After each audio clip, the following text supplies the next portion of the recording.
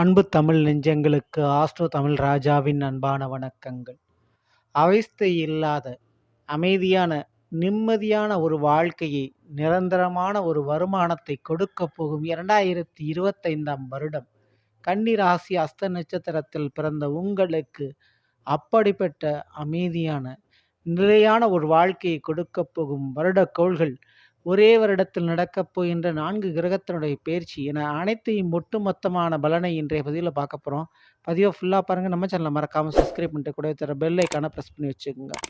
மேலும் நம்மளுடைய சேனலில் சனிவனுடைய வக்ர நிவர்த்தி பலன்கள் பதிவிட்டாச்சு. பார்க்காதவங்க சேனலை போய் பாருங்கள். கண்டிப்பாக உங்களுக்கு பயனுள்ளதாக இருக்கும். கன்னி ராசி அஸ்த நட்சத்திரத்தில் பிறந்த நண்பர்களே, கன்னி ராசிக்கு அதிபதி புதன் என்றால் அஸ்த நட்சத்திரத்திற்கு அதிபதி சந்திர பகவான். உங்களுடைய கன்னி ராசியை பொறுத்த வரைக்கும் 2024ஆம் வருடம் ஜென்மத்தில் கேதுவான் அமர்ந்திருந்தார். எந்த ஒரு காரியத்திலும் பல முயற்சிகள் பண்ணாலும் ஒரு முட்டுக்கட்டை, தடை, தோல்வி. எத்தனை பேர் உங்களோட நட்பு உறவோடு இருந்தாலும் தனிமை விரக்தின்ற ஒரு மனநிலை, உதவின்னு கேட்குற இடத்துல யாருமே இல்லாத ஒரு சூழ்நிலை. அப்படிப்பட்ட ஒரு சூழ்நிலையில் நீங்கள் மாட்டி சிக்கி தவித்தீர்கள்.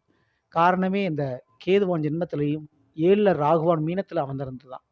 வருகின்ற நபர்கள் எல்லாம் பழகுகிறவர்கள் எல்லாருமே பணத்திற்காகவும் பழக்க வழக்கத்தை கட் பண்ணும் விதமாகவும் பழகி கொண்டிருந்தார்கள்.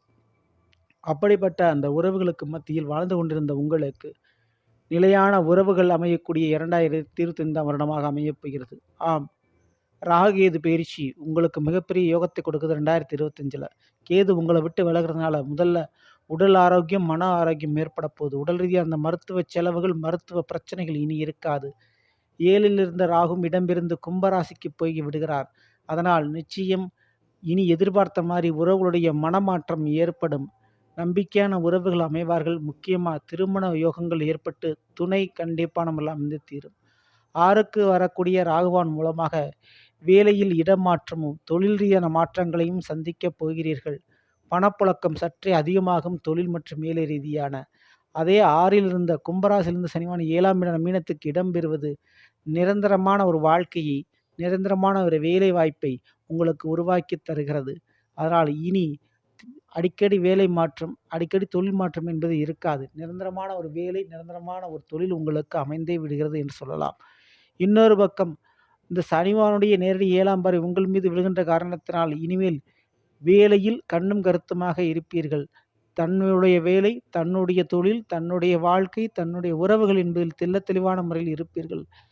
தனக்கு பின் தான் தான தர்மம் என்பதை மறந்து மற்ற எல்லோர்களுக்கும் ஓடிப்போ உதவி செய்து அதனால் வாழ்க்கையில் பல கஷ்டங்களையும் பல வருமானத்தையும் இழந்த உங்களுடைய வாழ்க்கையில் நீங்கள் திருத்திக் கொள்வதற்கும் திருந்தி மாறுவதற்கும் வாய்ப்பு கிடைத்திருக்கிறது.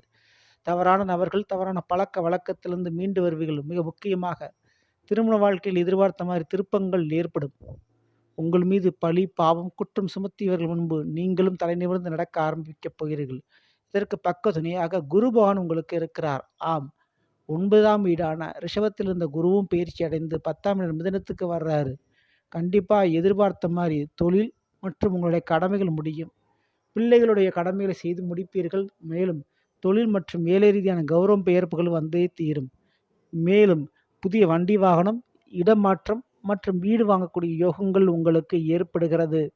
ஸோ இப்படிப்பட்ட நன்மையான காலகட்டத்தில் இடம், பொருள், ஏவல் என்று சொல்வார்கள். அந்த இடத்தை உங்களுக்கு நல்ல விதமாக அமைத்து கொடுக்கிறார்.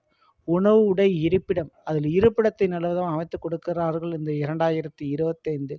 அதனால் இந்த 2025இல் அவஸ்தை இல்லாத அமைதியான ஆஸ்தி யோகமும் கிடைத்து நிம்மதி வாழ்க்கையை பெறப்போகிறீர்கள். நீங்கள் பண்ண வேண்டிய ஒரே ஒரு விஷயம், இந்த 2025இல் அஸ்த நட்சத்திரத்தில் பிறந்த நீங்கள் சந்திரபவனுடைய வழிபாடு அதிகமாக பண்ணுங்க. குறிப்பாக ஸ்ரீரங்கம் சென்று ரங்கநாத பெருமாளை தரிசனம் செய்வது, திருப்பதி சென்று ஏழுமலையானை தரிசனம் செய்வது, இது தவறாமல் ஃபாலோ பண்ணிங்க. ரொம்ப நன்மைகள் உங்களுக்கு நடைபெறும். இந்த பதிவு பிடிச்சிருந்தால் லைக் பண்ணுங்கள், மற்றும் ஷேர் பண்ணுங்கள். மறக்காமல் நம்ம சேனலை சப்ஸ்கிரைப் பண்ணி வச்சுங்க. அடுத்ததில் நிற்போம். நன்றி, வணக்கம். அன்பு தமிழ் நெஞ்சங்களுக்கு ஆஸ்ட்ரோ தமிழ் ராஜாவின் அன்பான வணக்கம்.